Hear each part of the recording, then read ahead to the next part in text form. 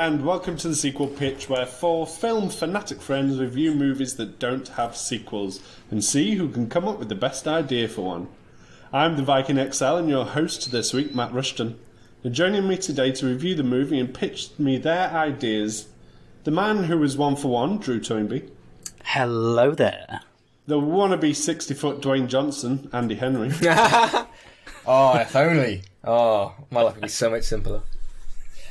And, of course, how can we forget the other guy? What's his name again? That's right, everyone. It's Ross Harmston. Wait, what? I get the other guy. That is so rude. Hello, everyone. Hello. So, we've made it to episode 3. After, well, we've basically just about ranked the 1980s cult classic film Labyrinth above the 2018 ape-shit monster movie Rampage. Well done, chaps. Congratulations, us. It was a close call. Oh, it was. Way too close for comfort. We are doing some classic films so far. Oh, dear. Well, this week we're reviewing and pitching sequels to a movie with some bite. Oh, no. Oh, see what you did there?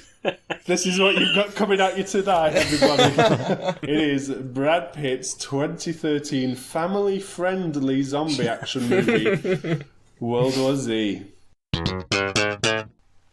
Right, so before we discuss the movie in more detail together, there may well be some of you listening that haven't yet seen World War Z, so in order to help you guys out, I'm going to treat you to our official 60-second summary.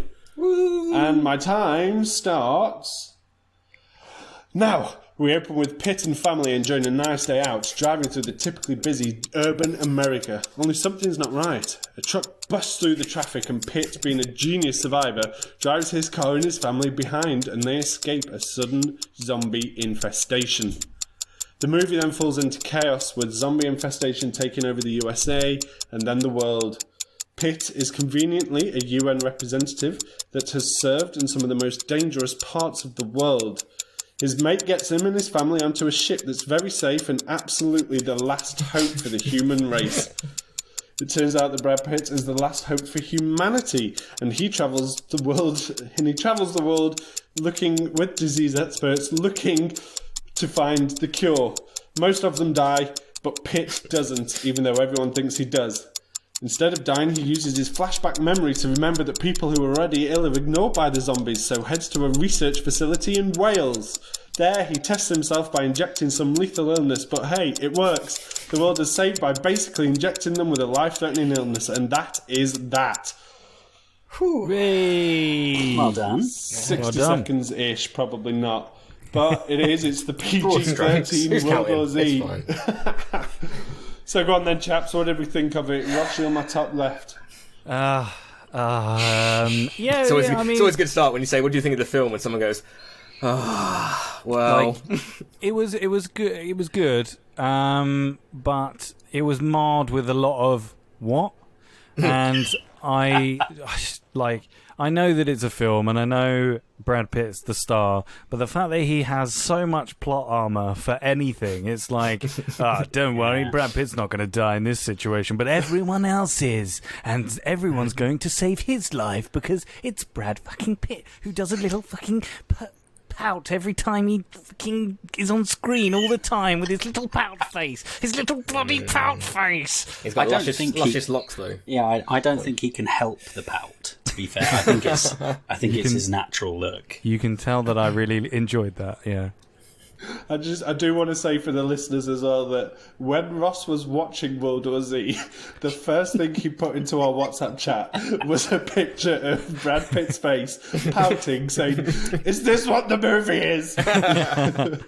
You can't really discuss the movie and review the movie without going into all the backstage stuff, and I'm sure, Matt, you've got lots of information about that.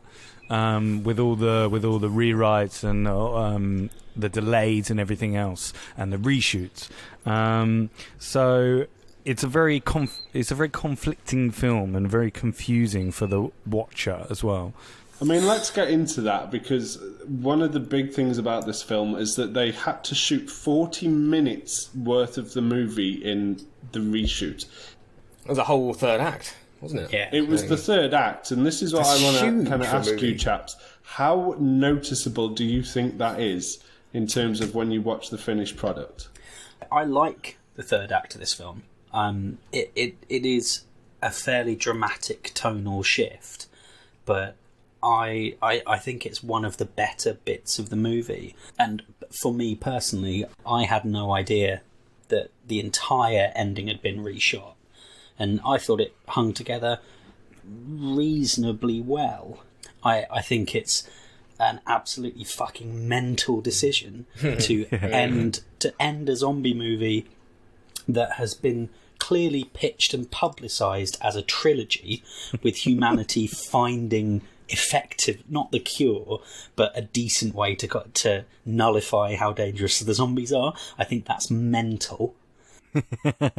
But I think they do it well. I did like the change compared to what it was. Matt, do you have what actually the third act was supposed to be? Well, the third act was essentially that Jerry, Brad Pitt's character, was kidnapped and taken to Russia, and it was just essentially a 15-minute intense action sequence to end the film on top of the buildings and throughout Russia. You actually see it in the kind of final montage where they're doing clips of, as the world begins to kind of correct itself. They show you all the footage that was originally shot with flamethrowers on the roof of a building. It looks like, I think, they nuke a football stadium or a sports stadium. It is insane, and that is why it's. I actually quite like the reshoot in that I think it adds a bit of character to the film and character development, because that was what I felt like it was significantly lacking in a lot of ways, was just, it was essentially action sequence but not too much action because this is family friendly. Without very much development on anything. Yeah, it's a much more effective way to do family-friendly horror, because it's just tension. But you can see on the characters as they're in that final sequence, a lot of them have weirdly stained black clothing, and that's because they went in post and changed it all from blood to oil, because all of the zombies were working in a machine shop before they all got turned. But it's really tense, and they're sneaking around and they're trying not to make noise, and they make a bit.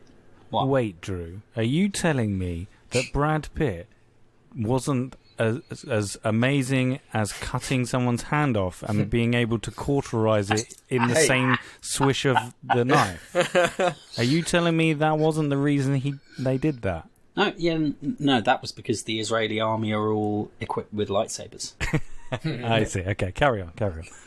But yeah, I think I was just making the point that actually I think the ending works really well, particularly for a family-friendly PG-13 rated film. It was a much more effective way to do horror. The spectacle was impressive in parts, but it's the only time in the film when it properly gets scary rather than jumpy. Yeah, I still felt it wasn't enough though. It was, I don't know. I think I agree with it. The actual change, the massive battle at the end would have been such a weird ending to this kind of film. Well, and just more of the same. Yeah, exactly. But still, it was good. Like the bit where the old doctor was right in his face and stuff, and you're like, oh, it worked. It was. I don't know. I just wanted more. I wanted bigger. It wasn't like climactic third act. I felt that with the third act, it was very much a zombie film. With that I am used to. Like the third act was tension building. The bit when they've got to go and get the diseases, and they've got to sneak past that zombie who's like can hear them, and that was very iconic to zombie films. Whereas the first half, it's impressive and it's cool to see visually, like all these zombies scrambling over each other and making. I remember that bit in the trailer. Looks great. That bit in the trailer when they all climb up the wall. I remember seeing that when I was younger and being like, "Oh shit, this is awesome!" And that's a cool visual image, but that's all it is a visual image, but there's no substance to it. No. There's no. You don't.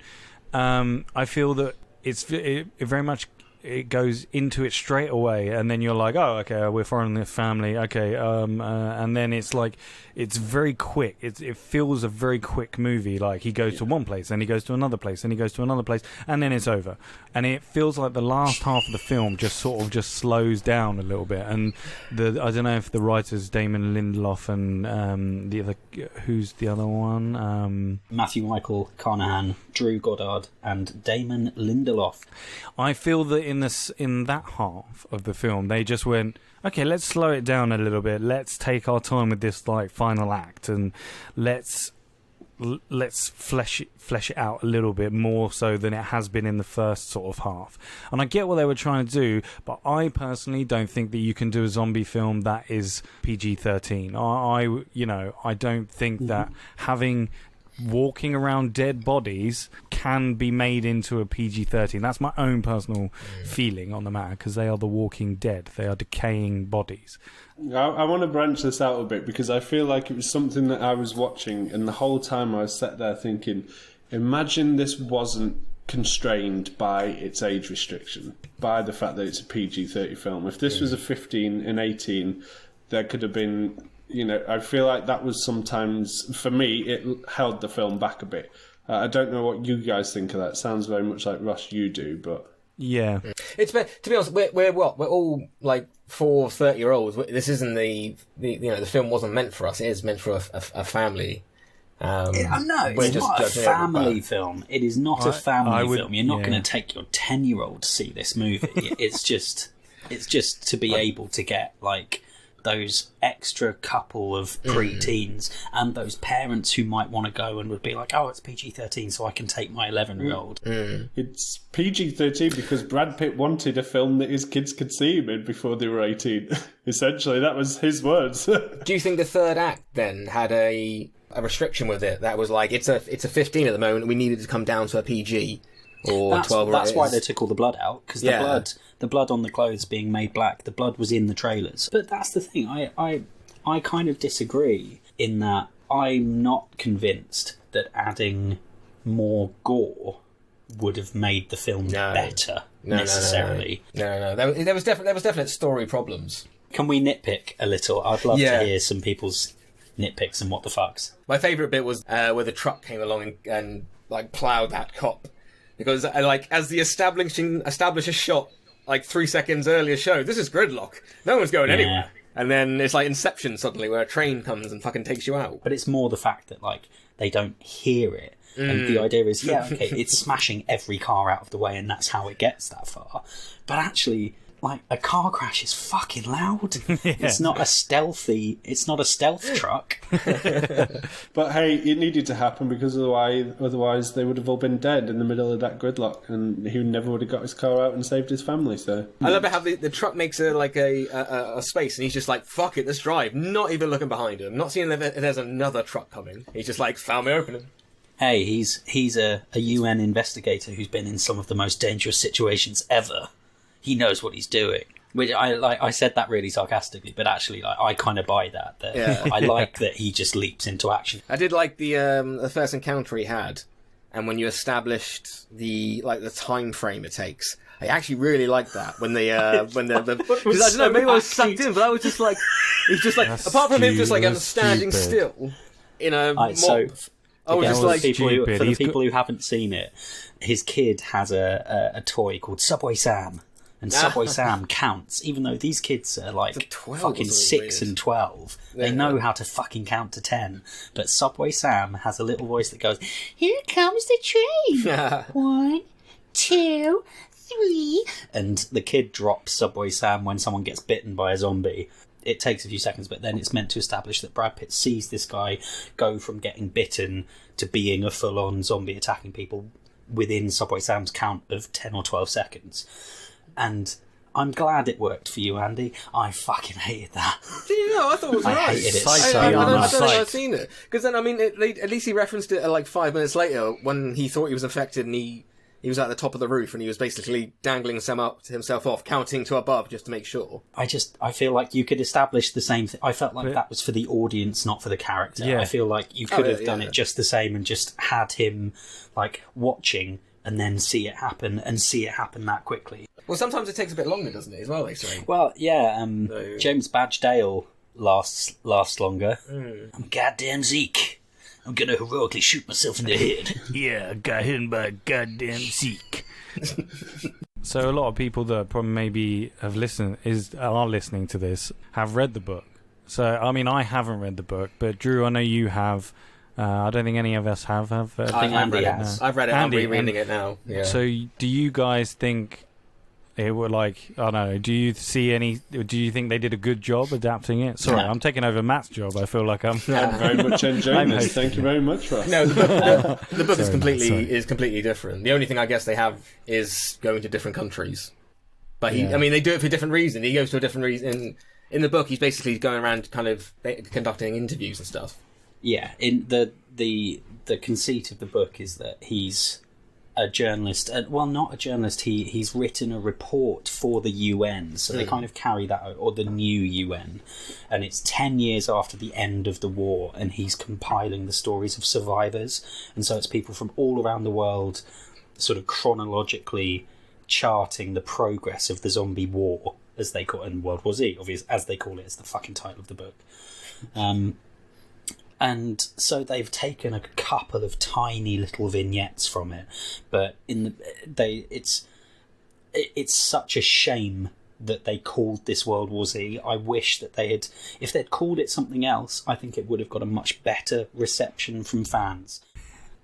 I think people were pissed off with this film for more than just the reason that it didn't reflect to the book as well. Yes. In some ways, it was a success on the box office. Actually, smashed its budget. I mean, how much? Like, without looking at your screens, budget for this film? What would you put it in at? 200 million.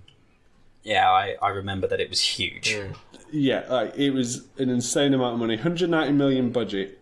It actually ended up grossing over $500 million at the box office, and at the time that it was released, was Brad Pitt's biggest, highest-grossing film. That's Jesus. fucking The highest that's grossing film mental. of his career. That Considering is it was mental. his production company that filmed it, one of the production studios was Brad Pitt's production studio. Yeah. Considering all the shit that they had to deal with in terms of reshooting half the film, getting second writers, then a third set of writers and Lindelof in to try and fix this fuck up of a film that he was dealing with. Considering, like, here's the thing as well, and we haven't really talked on it, but we won't dwell too much, that Brad Pitt hired Mark Forster to direct this film. By the end of this film, they couldn't even be in the same room together. They hated each other that much. They couldn't work together at all. And it was something that I wanted to talk about. We won't talk too much about it, but I do want to ask, considering we are all sat here as actors as much as anything, like, how important is that relationship with the director and the actor on set or in the rehearsal room for theatre? And do you think that it actively reflects in either the performance from Pitt in this or from other productions you've seen where we know of different kind of clashes? I think it definitely affects to some point. I don't think it affected Pitt's performance in this. When you have a better relationship, you're more creative as well, so things could have happened there. If you have a better relationship, you're more likely to probably have a better product, because I say you can be more creative together and just feel more free on set. But they're both professionals, so they would have done the best of their jobs, and I think they probably did the best of their jobs. But I think a lot of that was probably to do with the reshoots as well, because you've also got to think Brad Pitt is the actor being told what to do by the director, who's being told what to do by the producer, who's Brad Pitt. So also that if he's going, we need reshoots, and the director's going, I don't want to do reshoots, and he's like, you're going to do reshoots, it's a bit like, well, Forster didn't. Forster was adamant that the Russia ending was the better ending. Like, he didn't want to have to get it in again. And this is one of the, the hostilities of the set was that, the reshoot was done after the producers, Pitt and Co, sat and watched the film and went, no, this isn't what we wanted to make. yeah. So, Ross, Andy, let's just kind of get your ideas on it too. I think that with this big budget and with Hollywood in general, it's full of egos, big egos, small egos, and I think when you get two big egos, and they butt heads. Sometimes it can be and also for other people as well, other actors who are performing with these actors who clearly don't like each other, or an actor and a director who don't like each other. It can be really awkward for them as well, and I think it does affect your working environment. It's like you not liking your boss. Like, you're not. I don't think that you can portray or emote as much as you can being an actor. Like, I don't think that you can get to where you need to be if you're constantly not really listening to your director, or don't believe that your director's opinion matters. I'm not saying that Brad Pitt wasn't listening to him in direction. I'm not saying that he was a knobhead or anything. But when you've got someone, when there's there's always a relationship between the actor and the director. And when you've got a good relationship, you're going to get good things out of your actors. If you've got a bad relationship, I don't think you're going to get your fullest potential out of Brad Pitt's pouty face. For the record, I would pretty much concur with what the other two have said pretty succinctly. I think everyone's a professional, and aside from a couple of clangers, of which there are always going to be a couple of clangers across the course of a film, I think generally speaking the performances are fine. But if you're not in a safe space where you trust everyone and you feel like you can experiment and try new things and maybe discover things that weren't intended when everyone arrived on set but you find before you leave, if you're in a situation where you don't have that freedom and that trust, then there's less chance that you will find moments of brilliance. I think there's a baseline of professionalism and ability particularly in Brad Pitt, but in all of the cast and all these professionals who have been hired, that I think it's a fine movie, and I don't think anyone does anything less than adequate or acceptable work. But there are no moments in this film where Jerry realises his family thinks he's dead, and a film, and possibly, hypothetically speaking, a film with a director and an actor who were getting on really well might have had a really effective emotional moment. But in this, chances are they got that in the can and they were like, right, yep, next. Especially as that bit was in reshoots. And when the director didn't want to be there even more. I always every time Jerry was mentioned, Jerry's not a hero name. Sorry to all the Jerrys out there. I when they had I liked it when they had their phones. When she had the phone, and she had the one number and it said home, and I was like, oh, that's quite sweet, the one number. Or he was putting it in, sorry, and then she put as just Jerry, and I just like.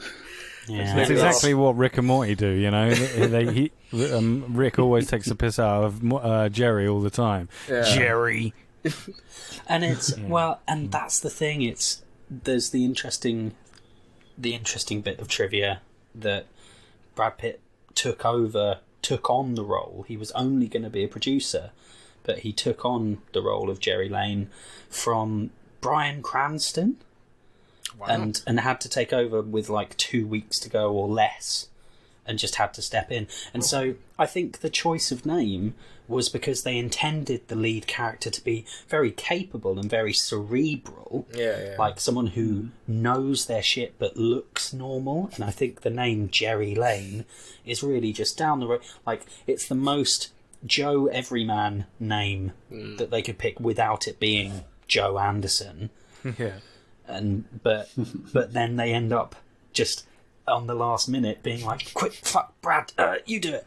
And so they have the everyman standard, stoic American normal human name, but then slapped on beautiful Brad Pitt with his long, luscious mane that he should have cut off. Yeah. I know you did it at short notice, Brad, but his hair's distracting. Matt, were you jealous? You both have nice long hair, but I'm jealous. Mine's long. I'd love that hair. I prefer Matt's. Not in a zombie apocalypse as well. They'll grab your hair. That's the worst thing to have. Yeah. They cover it in Max Brooks's Zombie Survival Guide. Keep your hair short. And oil as well, put it and up. just black oil. If you're going to have it longer, just put it up. Yeah. Well, anyway, we are digressing, chaps. There you have it. How to survive zombie survival. Cut your hair off. What we do need to do quickly is, of course, give it our scores. So, to give you an idea, we scored Labyrinth an average 3.5, 3.5. Rampage unbelievably scored 3.25. Yeah! So, I am very, very intrigued to know, chaps, what we're going to score this. Andy, kick us off. So the way I score this is basically I'm trying to think of the genre it's in and what it's trying to be. It's like the Rampage was trying to be a summer blockbuster, it wasn't trying to be anything else. So that's why I kind of gave it like 3 or 3.5 or even 4, whatever it was. You scored it 4, Andy. 4. I'm glad you're justifying I'm your still score. behind that score. If I could, I'll push it up. This one, I mean, it wasn't aimed at me, so, but forgetting that, I'm just going to say it's a 2. I didn't enjoy it. It doesn't even justify a random object assigned to it. It's just 2. Drew, what we got? Doing my absolute best to remove myself from wanting it to be the book, which has been an issue that I've had with it the whole time, because I'm one of those dickheads who really likes the book and was sad that it wasn't.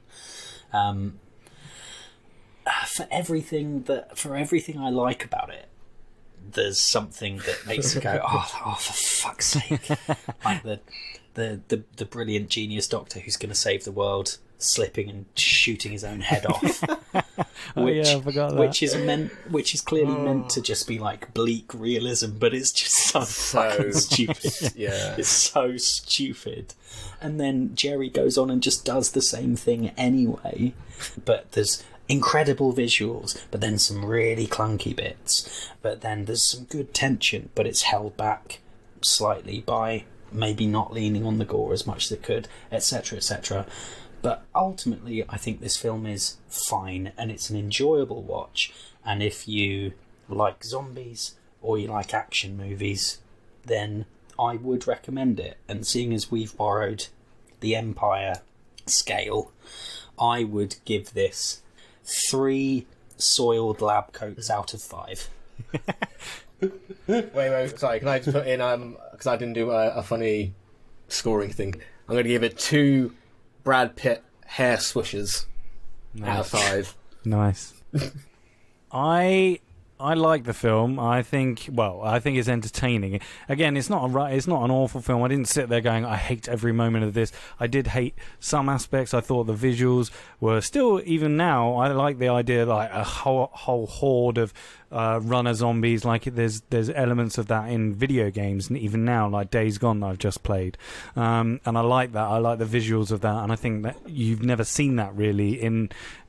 Even now, we haven't really seen that in a movie, which I really like. I don't like the story per se, and I think the last half it's a very mismatched film. I wouldn't recommend it, so I'm going to give it the same as Drew. I'm going to give it 3 pit pouts out of 5. And yeah, I'd recommend it to any zombie lovers out there. Yeah. See, I wouldn't recommend it to a zombie lover, I think, but I feel like they would be let down. Zombie likers. Yeah. Brad Pitt. If you like Brad Pitt, you probably like this movie. Are you lukewarm on zombies? This is for you. Yeah. There you go. And just to put my little 10p's worth in there, again, it was, it has moments actually that I really enjoy. It has moments that I sit there and I scratch my head at. Ultimately, it was a more entertaining film than Rampage was for me, so I will score that purely on my own preferences. I am not taking any well thought out scientific guide like Andy or the Empire system like Drew for this one. I'm just going to go with the fact that I quite enjoyed it. I'm going to give it 3 knives that can cut through bone out of 5. Yes. Which gives us our grand final score of 2.75. It's our lowest rated. Yeah. Oh, is it? Does not make recommended status on the Empire Guide. Sorry. It's still slightly above middle of the road, though. Yeah. It is, and Brad Pitt wouldn't give a shit about our rating because he made over $500 million on this anyway, so Yeah, what do we matter? Well, let's go then, and let's get your sequels pitched. The rules of the pitches are simple. You each have 3 minutes to pitch me your ideas without interruption. I'm your producer, and I need impressing. After your pitch, I'll have some questions for each of you, and then you'll all have a chance to persuade me why I should pick your movie over the other two. This week, I have decided to go in reverse alphabetical order, so Ross, you are up first. Good. I am pitching for a movie called World War Zero. Your 3 minutes starts now. We open the movie seeing Earth from space, and we follow what looks like a comet hurtling towards Earth.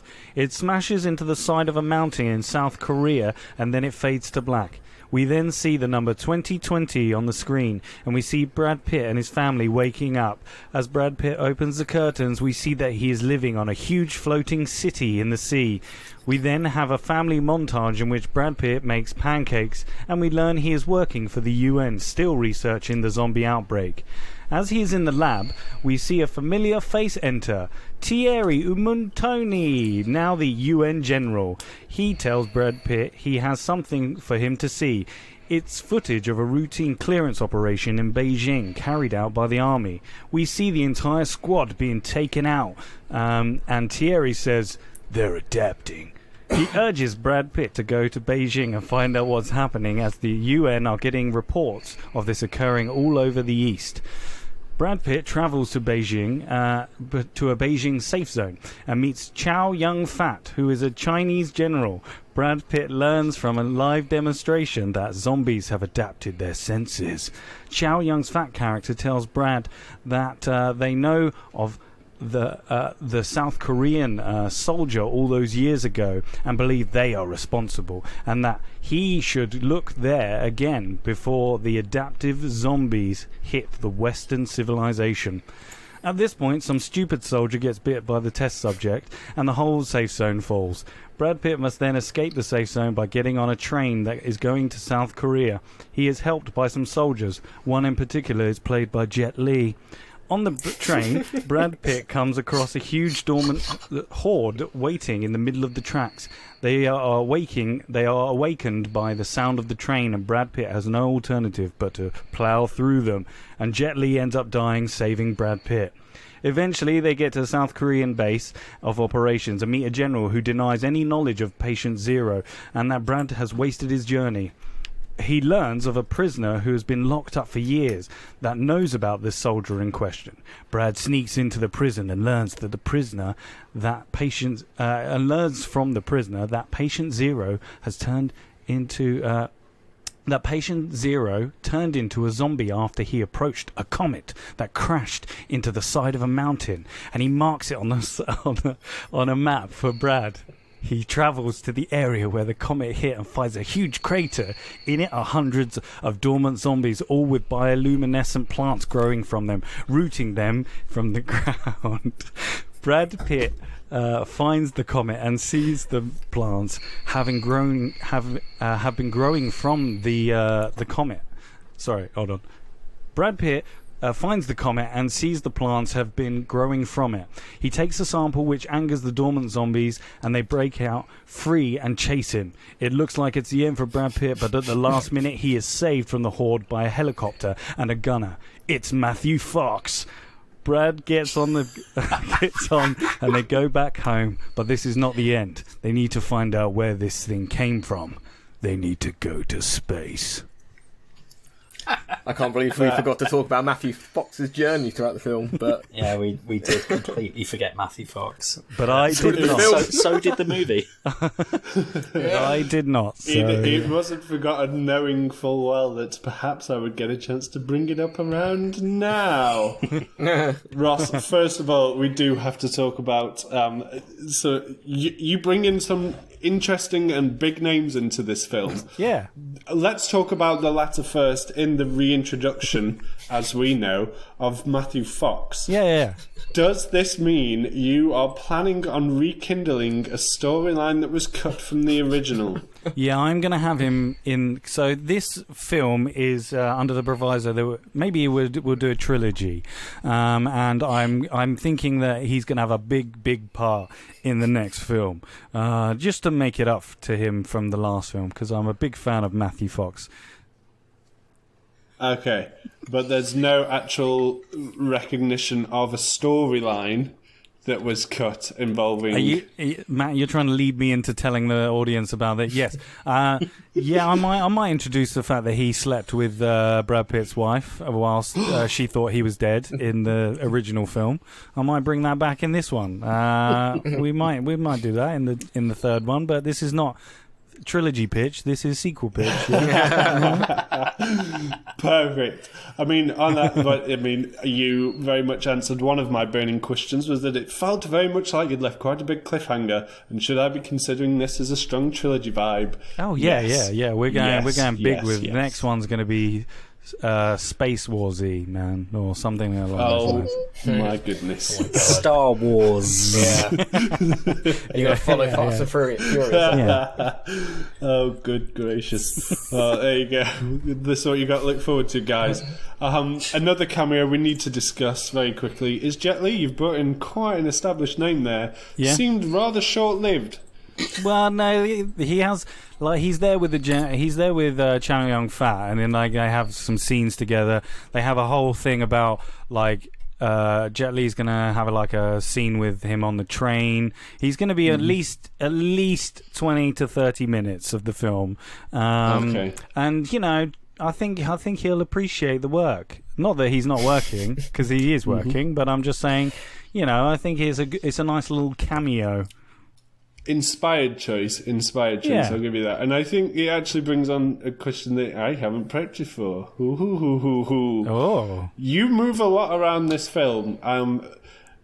I get an impression that we don't really get time to establish many new characters unless you're going to kill them off.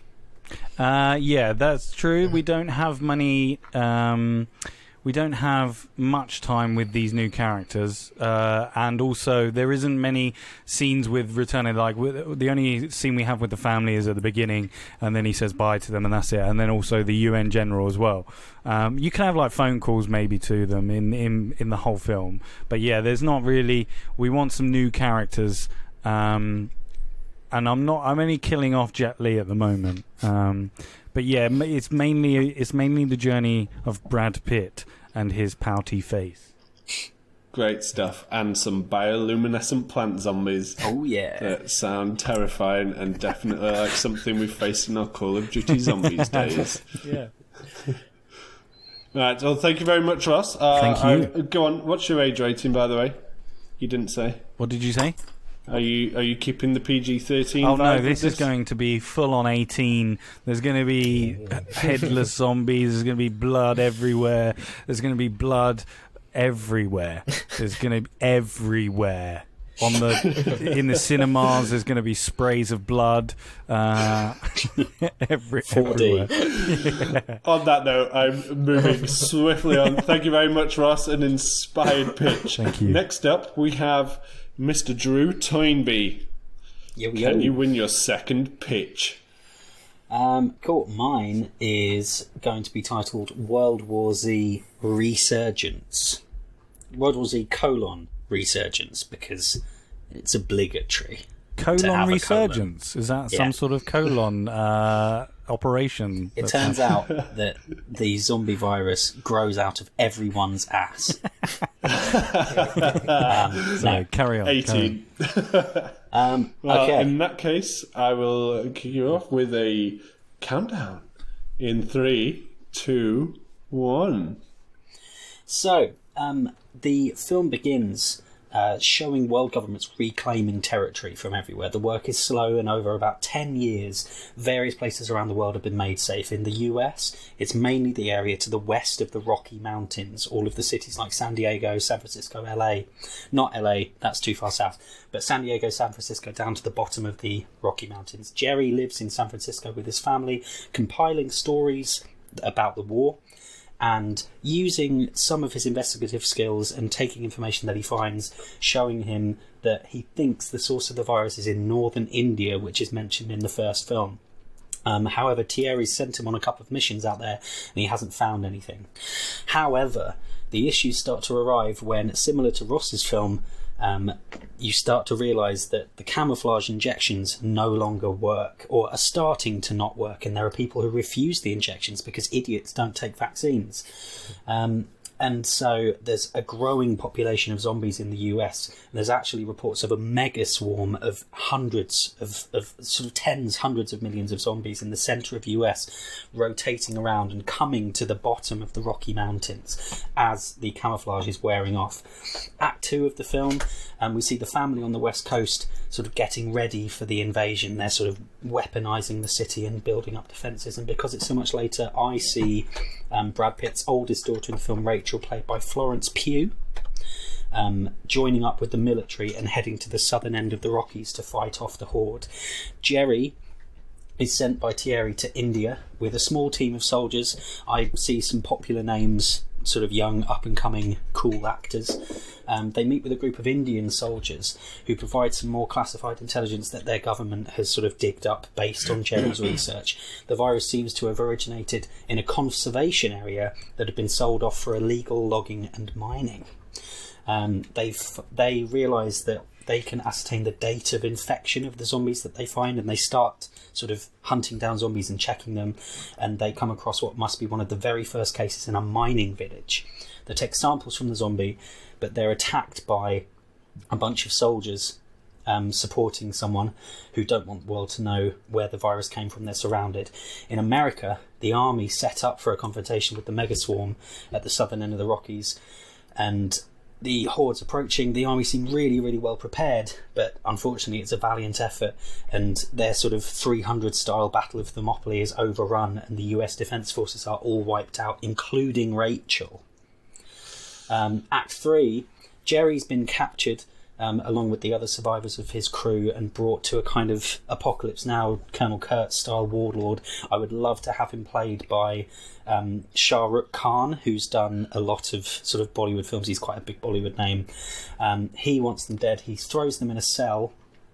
And Jerry has his sample kit. He uses a sample of the new mutation to infect a guard through the bars, who turns and just goes and wipes out the whole complex, and then Jerry has to sneak out, but obviously they can see through the camouflage, so he's actually in danger for once. Then the zombies eventually make all their way to San Francisco. Sorry, I've gone well over time. Humanity using the Golden Gate Bridge as their sort of final place to fight, and they keep falling back. There are loads of intervals, but finally the last remaining humans escape on a flotilla of boats and have to give up on America. They've lost America. But after a long time and losing a daughter, Jerry's reunited with his family and vows to travel the remaining enclaves of humanity to find scientists that would be needed to bring the true vaccine and end the virus forever. Heavy stuff right there. Cool. So, I mean, we need to, first of all, straight away address a certain zombie in the room here. Lots of death in this one. Lots of epic proportion death I'm vibing in this one too. PG-13 much, or... I would hope that it could push for a 15 and R rating, personally, but again, like I said about the first film, I reckon were the studio inclined to try and bleed that extra bit of budget out of it, I don't think it would suffer from being PG-13. I personally would prefer it not to be, but I'm just the writer, and who cares what the writers think. I mean, I feel like if we really wanted to keep this to a true PG-13, we'd probably have to talk about another very sensitive point here in the death of Jerry's daughter, Rachel. Look, I'm not saying that she's killed by being graphically ripped apart like Dylan Moran at the end of Shaun of the Dead. I'm just she don't make it.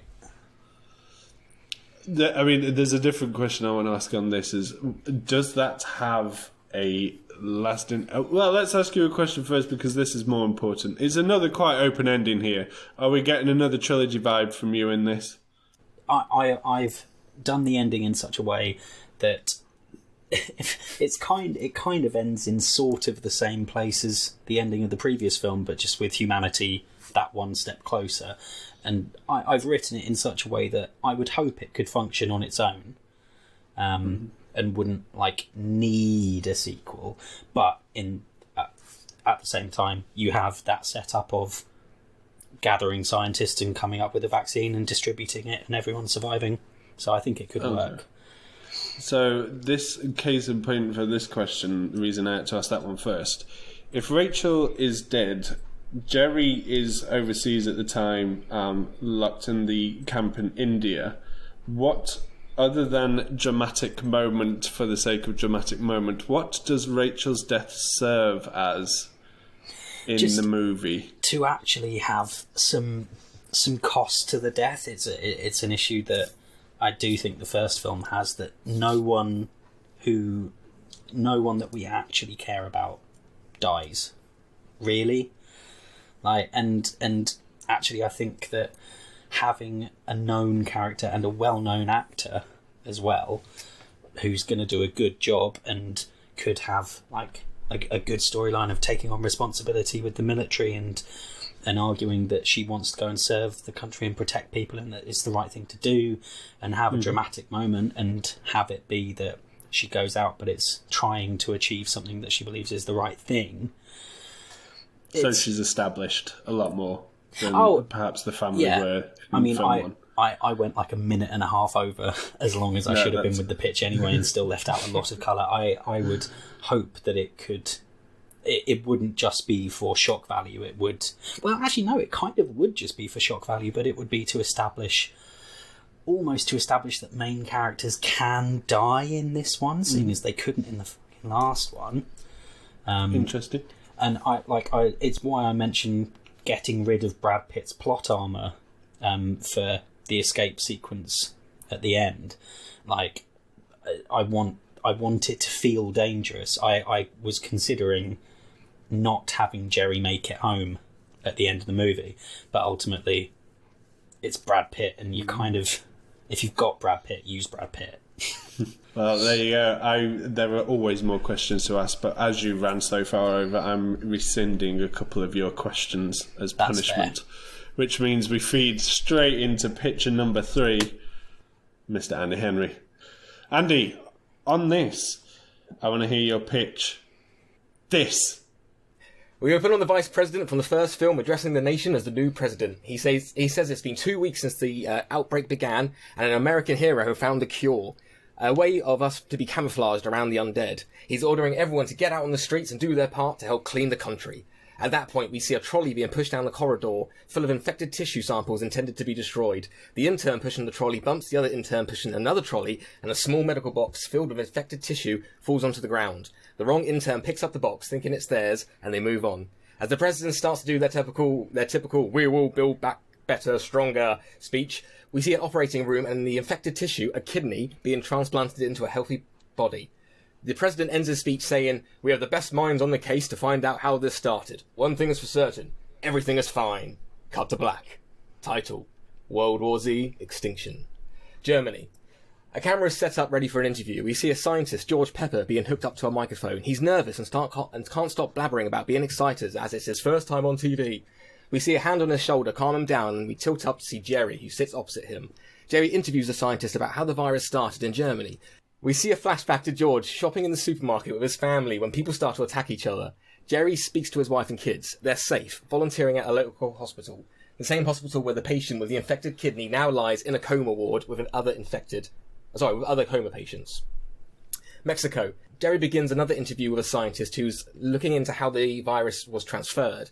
He says, "Infection depends on how the virus was transferred. If the virus had direct contact with the circulatory system, the infection could reach the brain instantly, like we saw with most victims who were bitten. Whereas if the virus was to enter the body where it didn't come into direct contact with the circulatory system, like a skin graft or transplant, the infection could take longer to manifest." America. We cut back to the hospital. The infected patient's eyes open and he gets up and starts biting another coma patient. That patient wakes up and the two zombies start biting the other coma patients in the room, causing them to wake up. A doctor leads a group of medical interns into the room. We hear screams. Jerry is speaking to a general in Russia, but gets a call from his wife who says the hospital is overrun with zombies. The general lets slip that it must have happened because the American army are keeping samples of the virus in an attempt to weaponize it. Russia and China are doing the same, but only as a defense. Cut back to the family as the zombies escape outside and start attacking people cleaning the streets. The people are pushed outside by the mass exit of the hospital and they run away. The general starts to feel bad and Jerry asks if he had a recent operation. The general explains he got third-degree burns on his leg trying to save his daughter from a fire and required a skin graft. The general then turns and starts buying everyone except Jerry, obviously. Jerry tries to fly back, but is stopped by the Russian government. They tell Jerry America thinks the new outbreak was an attack by China and America are planning on retaliating. Russia stops Jerry from leaving, so the two superpowers destroy each other. We end with Jerry stuck in Russia, with no way back to save his family or stop a war. There you go. Another one. Let me guess. Trilogy? Yeah, definitely trilogy. I thought so. When's this set? This is set basically. So the first film is around. The first film is about 2 weeks. The events of the first. Film. So it basically happens as soon as Brad Pitt has got back. The president's kind of given a speech. So yeah, it's basically straight after. So the movie immediately follows on from. Yeah. And then it takes place over a couple of days.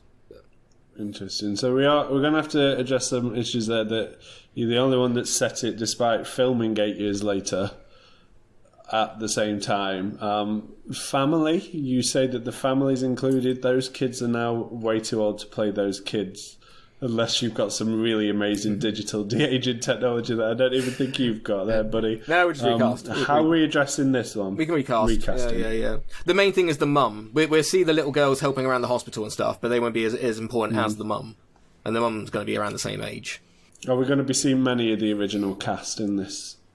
No, I don't think so. Just the family. Okay. Interesting. Wise, perhaps, I think.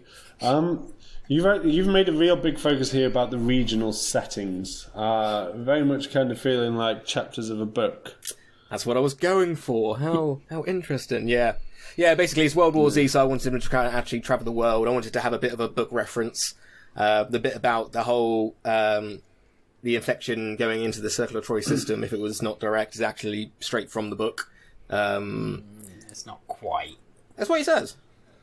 It's broadly like it's just the way that you've worded it, because the point that they make is that actually it shouldn't come in contact with the circulatory system, but if you're transplanting an organ, it becomes immediately in contact with the circulatory system. But it doesn't matter. I mean, kind of sounds like a great print for the argument section next. It's a made up virus. The virus it's can made do up whatever virus. To you be want honest, it to do. I'll kill that now. That's basically verbatim from the book. So, because I obviously got it, so I was just typing out. So, but yeah, around the world. So I mean, I like the book references. I like the fact that you're bringing them in there. I do wonder if you're trying to overpower this. I have a question that kind of feeds off from this idea of the book, is that I don't feel like it has a very strong linear overriding narrative here. I'm struggling to kind of see a clear beginning, middle and end to this film. Well, it's basically... Could you explain where that is? The start, like middle and end, is kind of with the kidney. So we can, like, when it proper kicks off, it's going to be around Act 2. But yeah, the first act I can see as kind of stories where we see the flashbacks. It doesn't have to be the whole flashback, it could be like dramatic slow motion or something. But it's to give the impression that everything is back to normal. The fact that it's a trilogy, often the middle film in a trilogy can sometimes lack a certain pizzazz, shall we say. How would you ensure that people come to watch this film if it's very much a gear-up film for the third movie? Well, because I'm feeling that's what it is. This follows into the third. You have to kind of see this one to know. You can't just go into the third. We end on a big cliffhanger. His family are stranded, basically. They haven't spoke to each other since the last conversation. Mm-hmm. It's a big emotional journey. This is a very clever game you're playing, perhaps, because if you do not please your fans in film 2, there may not be a film 3. from a producer's mindset. Just a heads up there. But okay, I like what you got with. Cool. So there we go, chaps. We've heard all your pitches. I'm now going to give you a chance to very quickly tell me why I should pick your movie over the others, and I'll let the others respond very quickly. Ross, you were the first to pitch. You can be the first to fight. Why's your movie better? My movie's better. I bring some new characters. I expand the mythos, and I expand the disease, and I expand on the world that is created by World War Z. I use the book as a footing of the original, obviously. Not actually, I don't reference it in my one, but I'm using it as a foot to go somewhere new with something. And I think there'll be some interesting bits, and it'll be a more cohesive. There'll be some action bits, and there'll be some thrillery bits. But it'll work. It won't be like one half is action, one half is thing. I think if you're going to pick Andy's, the intern that is transporting infected tissues that just rolls out onto the floor needs to be fired. Drops a loose kidney. Needs to be fired. Also, yeah, and I think Drew's is very, very heavy. I think almost too heavy. It's a zombie film, a larger than life zombie film. I do like it, and I like Andy's elements of Andy and elements of Drew's, but I think mine overall is the winner. There you go. There you have it. Drew, let's hear your response to Ross and why I should be picking yours over the other two. So I think mine is the truest to the tone of the original, which was praised for its realism. Like I didn't praise it for its realism, but some people did, so I've tried to stick to that. I think that mine has the epic scale, has more of an epic scale between the entire American army facing off a horde of like 100 million zombies and like all of San Francisco being destroyed. I think it actually has more scope and more scale for action, but still the horror elements in the third act with Jerry. I think it has more emotional heft, and I think that mine takes itself the most seriously, which can be seen as a negative, but I'm not trying to court fans of the book at this point. I'm trying to court the fans who spent $500 million to go and watch the first film, and I want them to come and watch the second one. As far as the other two, on the point of taking it seriously, I feel like you could play Ross's as straight as possible, but glowing space rocks as like being as good a place as any for a virus that literally makes people undead. Because they do say in the first film they're not infected like 28 days later, they are dead. They have lines of dialogue that mention you can't kill a person who's already dead with a virus when Jerry's saying about infectious diseases before he tells them it's for him. And so the origin of a virus that literally keeps dead cells animated can come from anywhere, but I would want it to feel more grounded. And being a fan of the book, I don't think I don't think the way that Andy is using the book references is good book reference. The Andy is entirely right. It is verbatim from the book. So I apologise for coming out. It was a little bit about the wording, but yeah, that is a really fascinating, really good part of the book. But Andy's starts with a kidney falling off a trolley. It's 2 days later after the entire world has fallen, but the vice president just stands up and says, "Everyone back to work," and people just get out on the streets and sweep it all up. and then it ends with a nuclear war. And it feels like it goes from the infection's not happening, people get infected through skin grafts and kidneys, and there's a bit of tension, and then all of a sudden a Russian general goes mental, bites everyone, and there's a nuclear war, and that's the end of the film. I mean, Andy, you have to defend yourself against that one. No. Like the reason. So I'll start with mine then. So mine, I think, is I think mine is the closest to the source material, closest to the tone of the first one. It's mine still. You could make mine as a family-friendly film, whatever the first one was. Yes, we end the film with like a giant war because one, that's human nature. Two, the movie's called Extinction, so I wanted to give like, is it going to be the zombies extinction or is it going to be actual like just like human normal people extinction? Mine's got the first like act will have little just different stories of different perspectives of people from around the world, just how all these different stories of how people got infected or just how they came in contact with someone who was infected. Ross's is just a weird sci-fi he's got a floating city and a comet. Yeah, he wants to go to space. Also, if Matt Fox picks him up in the helicopter at the end, why doesn't he just take the helicopter there? Because he got the train. Movie magic, darling. Got the train. I agree. From Drew's China to South Korea. Drew's is a bit heavy, like long.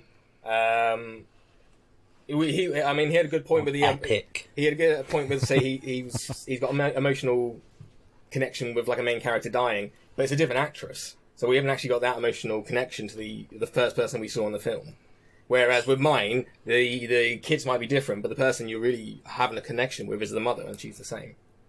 Yeah, everyone famously really hated Don Cheadle as War Machine because they were so invested in. I did. For the purpose of my pitch, I hate Don Cheadle. Sorry, Don Cheadle. He doesn't actually hate you, I'm sure. Or is at least he'll have justification behind it. Yeah, we're coming after Hollywood. Well, there you go. I'm going to give you my thoughts on each, okay? Right, okay. Ross. Yes, go for it. Come on, come at me, bro. It's a clear story. It clearly moves on from the first film.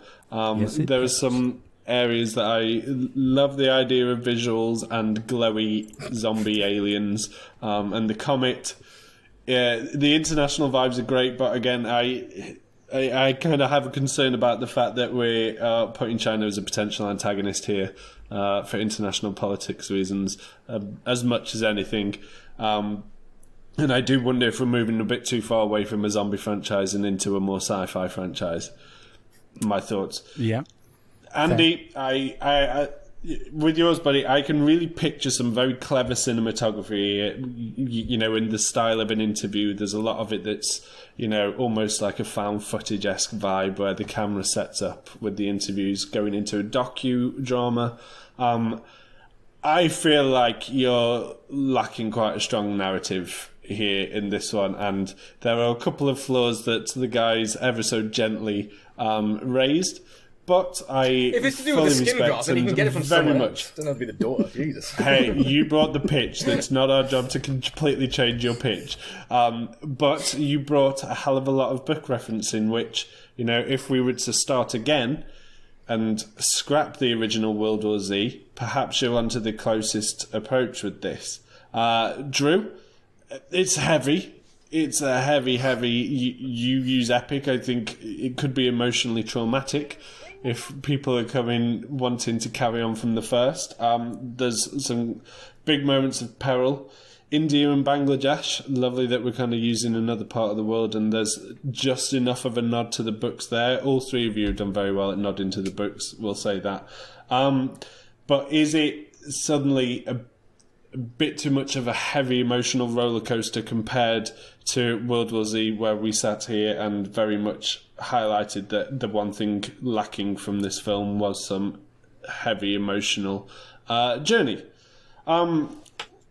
Right, it's a tough one actually, boys. I'll give you that. The three great pitches, three very, very different movies, but I can only pick one. And for those of you who've listened so far, there's been a theme that I talk about in a movie that is very, very important for Matt. And I'm picking my preferred sequel here, not the producer's preferred sequel.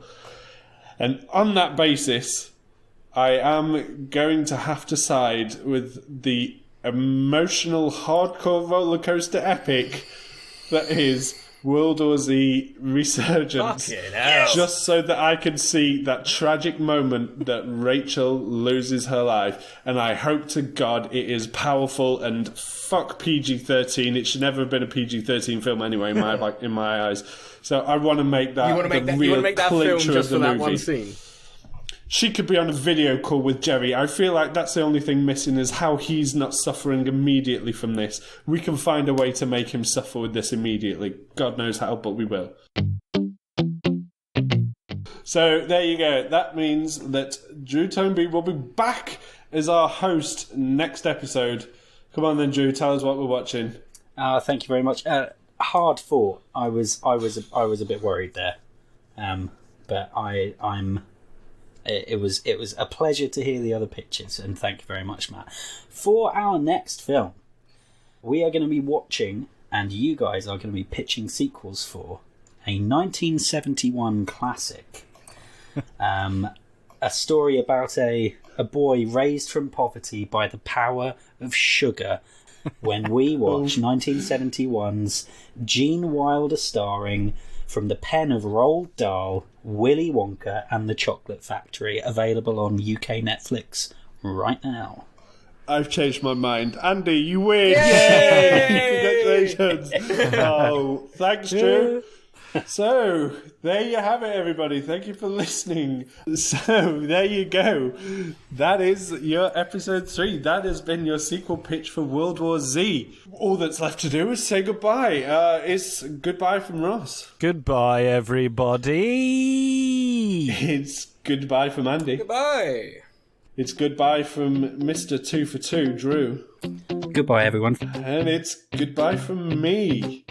You can find us on Twitter at Sequel Pitch UK. Follow us on Facebook and Instagram, The Sequel Pitch. If you think that you have pitches that you can challenge any of these 3, send them in, and we will be looking out for the best. We will be back next week pitching more superlicious sequels. Goodbye.